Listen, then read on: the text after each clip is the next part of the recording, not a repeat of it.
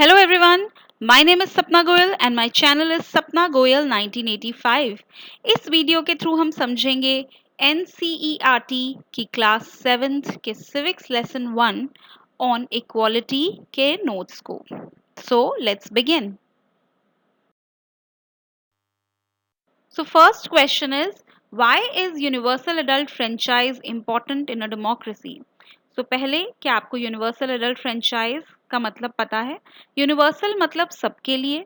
Adult refers to population above a certain age, मतलब एक as से ऊपर की पॉपुलेशन, जो कि यूजुअली कंट्रीज में 18 या उससे ऊपर के जो लोग होते हैं उनको अडल्ट माना जाता है. और फ्रेंचाइज या सफरेज का मतलब होता है राइट टू वोट. तो एक कंट्री में जितने भी अडल्ट पॉपुलेशन हैं उनको वोट करने का अधिकार है. यही होता है यूनिवर्सल एडल्ट फ्रेंचाइज. इसको यूनिवर्सल एडल्ट सफरेज भी कहते हैं.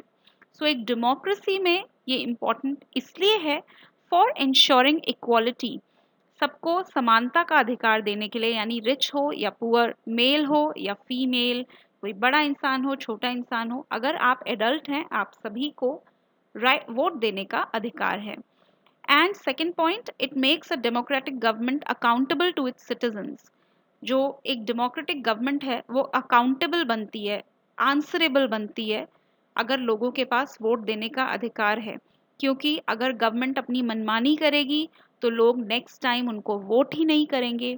तो ये जो वोटिंग पावर है ये गवर्नमेंट को आंसरेबल भी बनाती है.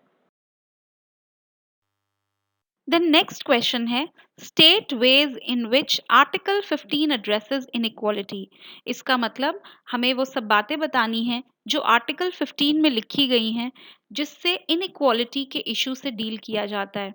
मतलब जो इंडिया में हमारे यहाँ पे असमानता का व्यवहार होता है उससे निपटने के लिए आर्टिकल 15 में क्या क्या बोला गया है, हमें क्या क्या अधिकार मिले हैं. सो पहला पॉइंट कहता है, no person can be discriminated against on the basis of their religion, race, caste, place of birth and gender. मतलब किसी से भी उसके धर्म के वजह से या रेस या जाति की वजह से या जहाँ वो पैदा हुआ है उसकी वजह से या वो मेल है या फीमेल है, इसकी वजह से कोई भेदभाव नहीं होना चाहिए, नहीं हो सकता. ये हमारा अधिकार है. Second point, every person is equal before law. मतलब कानून की नज़र में हम सब बराबर हैं. अगर कोई बहुत अमीर आदमी मर्डर करे या एक बहुत गरीब आदमी मर्डर करे, सज़ा एक है. तो कोई भी काम हो कानून के लिए हम बराबर हैं. Then third point, every person has access to all public places like playgrounds, shops, etc. तो सब लोगों को जो पब्लिक प्लेसेस हैं जो गवर्नमेंट ने कॉमन पब्लिक के लिए बनाए हुए हैं, सब लोगों के लिए बनाए हुए हैं, उस पे सब पे समानता का अधिकार है. प्लेग्राउंड हो हर कोई जा सकता है, दुकान से हर कोई सामान खरीद सकता है, गवर्नमेंट स्कूल्स हैं या इवन प्राइवेट स्कूल्स हैं, हॉस्पिटल्स हैं, उस पे अगर आप क्राइटेरिया को सेटिस्फाई करते हैं तो हर किसी को एडमिशन मिल जाता है. तो हम सबको समानता का अधिकार है और पब्लिक प्लेसेस पे हम सबकी इक्वल एक्सेस है. और चौथा point, untouchability has been abolished, यानी छुआछूत जो है वो अब अबॉलिश हो चुकी है. पुराने ज़माने में अगर आप लोगों को पता हो, जिन कास्ट्स को लो कास्ट माना जाता था या जिन लोगों को दलित्स बोला जाता था कि वो नीची जाति के हैं, उन लोगों को, जो गांव के अपर कास्ट लोग होते थे या इवन शहरों के भी, वो उन लोगों को कॉमन रोड्स यूज़ नहीं करने देते थे, कुआं यूज़ नहीं करने देते थे कि भाई यहाँ से तो जो अपर कास्ट वाले हैं वही पानी निकालेंगे, इस रोड पे से तो अपर कास्ट वाले ही जाएंगे. इवन स्कूल्स जो होते थे उसमें जो लो कास्ट वाले बच्चे होते थे उनको ज़मीन पे बिठाया जाता था, उनसे सफाइयाँ करवाई जाती थी. तो ये सब जो भेदभाव जाति की वजह से या कास्ट की वजह से होता था, ये इसको अनटचेबिलिटी बोला गया और ये हमारे यहाँ पे अबॉलिश कर दी गई है. The next question is, in India, people experience inequality in different ways. Explain. So Bharat में लोग कई तरह से inequality को झेलते हैं, यानी असमानता को झेलते हैं. तो वो कैसे? तो सबसे पहली चीज़ तो हुई जेंडर इनइक्वालिटी. सोसाइटी में आज भी लड़के और लड़की के बीच में भेदभाव किया जाता है. जो प्रिविलेजेस लड़कों को मिलती है वो हर जगह पे लड़कियों को नहीं मिल पाती है. फिर इकोनॉमिकली भी इनइक्वालिटी है, people are divided into haves and have nots. मतलब हैव्स मतलब जिन लोगों के पास है, और हैव नॉट्स जिन लोगों के पास नहीं है। सो गरीब और अमीर के बीच का भेदभाव भी इनइक्वालिटी को दर्शाता है। फिर social, people are discriminated on the basis of their religion and caste. लोगों को रिलीजन के बेसिस पे, उनकी जाति के बेसिस पे आज भी भेदभाव होता है। भले ही कॉन्स्टिट्यूशन ने हमें राइट्स दे दिए हैं, फिर भी माइंडसेट तो बहुत लोगों का चेंज नहीं हुआ है, तो आज भी भेदभाव होता है। नेक्स्ट क्वेश्चन है, explain the two ways in which government has tried to implement right to equality. अब गवर्नमेंट ने कॉन्स्टिट्यूशन में राइट टू इक्वालिटी के बारे में तो लिख दिया, लेकिन पब्लिक लाइफ में इक्वालिटी सबको मिल भी रही है या नहीं, इसके लिए कई बार कुछ स्कीम्स या लॉज पास करने पड़ते हैं। तो दो एक्ट्स के बारे में हम यहाँ पे बात कर रहे हैं। अ, एक है disabilities act 1995।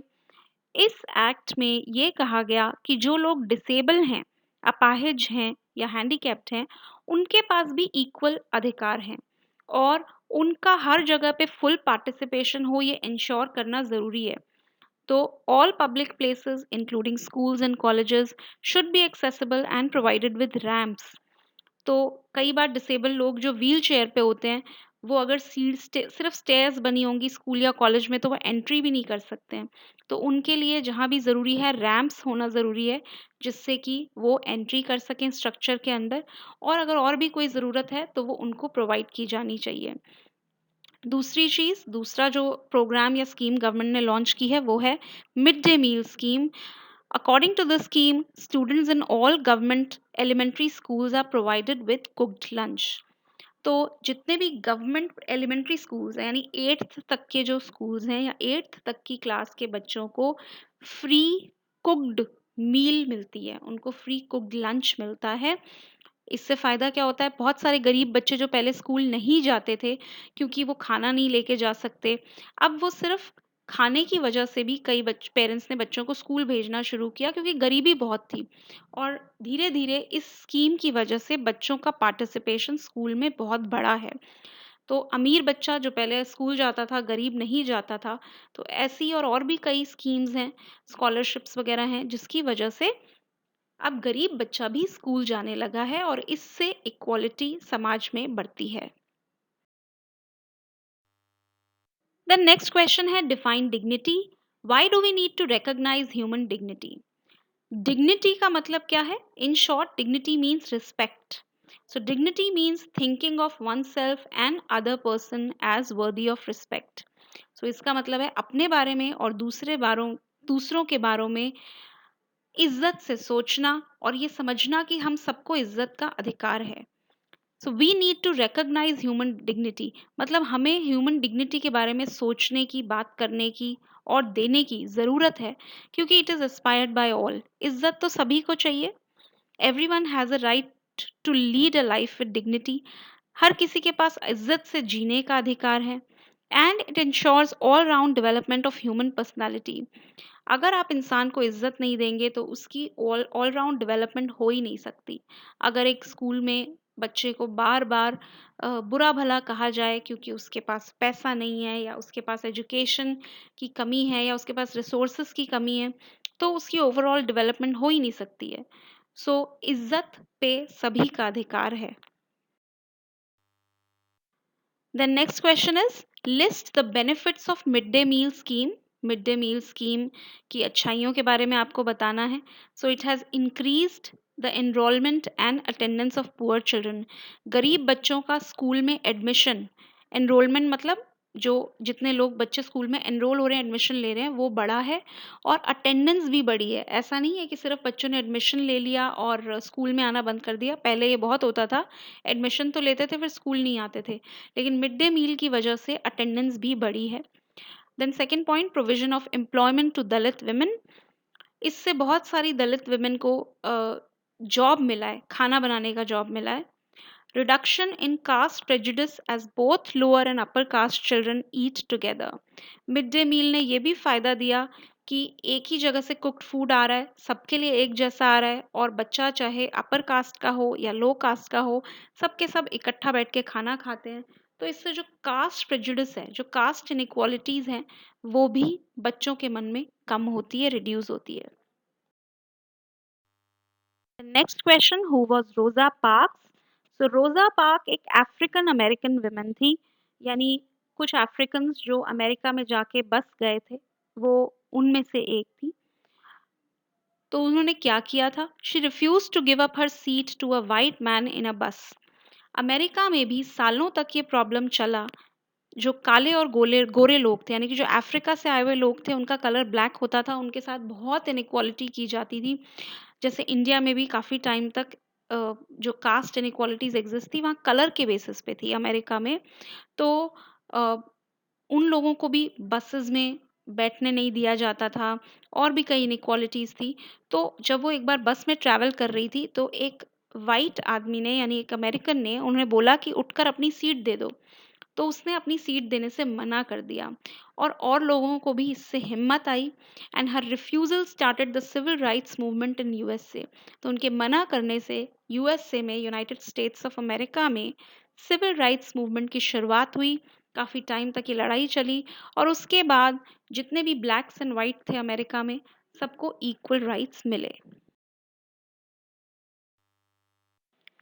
The next question है, what is the main challenge for democracy? यानी डेमोक्रेसी की सबसे बड़ी चुनौती क्या है? So the main challenge for democracy is to ensure equality and dignity for all, यानी सबके लिए इज्जत और इक्वालिटी इंश्योर करना।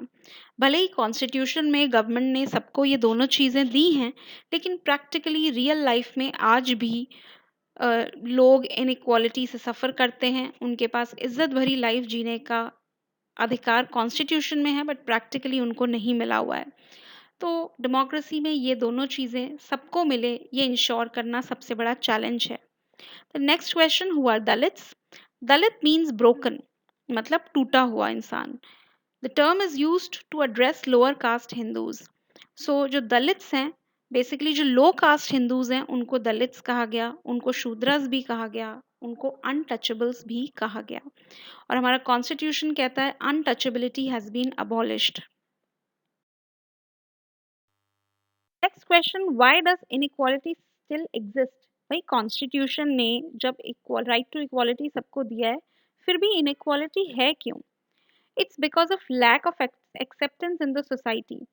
सोसाइटी कई बार लॉ में लिखी हुई चीज़ों को एक्सेप्ट नहीं करती। सोसाइटी एक्सेप्ट नहीं कर पाती कि एक लो कास्ट इंसान हाई कास्ट या अपर कास्ट इंसान के साथ पढ़े, साथ में खाना खाए, या वो भी पैसे वाले हो जाएं, अच्छी जॉब मिले। तो lack of acceptance, society accept नहीं कर पाती, इसलिए इनइक्वालिटी आज भी एग्जिस्ट करती है। कुछ डेफिनेशंस हैं जो मैंने रिटन में नहीं दी हैं, जो आप अपनी बुक के, जो ये लेसन है ऑन इक्वालिटी, इसके लास्ट पेज में आपको ग्लॉसरी में दिखाई देंगे। तो ये चारों के वर्ड, ये चारों के मीनिंग्स आप लिखेंगे और उनको लर्न भी करेंगे। इनको मैं एक्सप्लेन भी कर चुकी हूँ। एक कॉन्स्टिट्यूशन रह गया है। सो कॉन्स्टिट्यूशन का मतलब क्या है? It's a book of rules and laws. हर कंट्री का अपना एक कॉन्स्टिट्यूशन होता है, उसका कानून, उसके रूल्स किसी ना किसी बुक में लिखे गए होते हैं, और उसी बुक को कॉन्स्टिट्यूशन कहा जाता है। Thank you so much. Please do not forget to like and subscribe.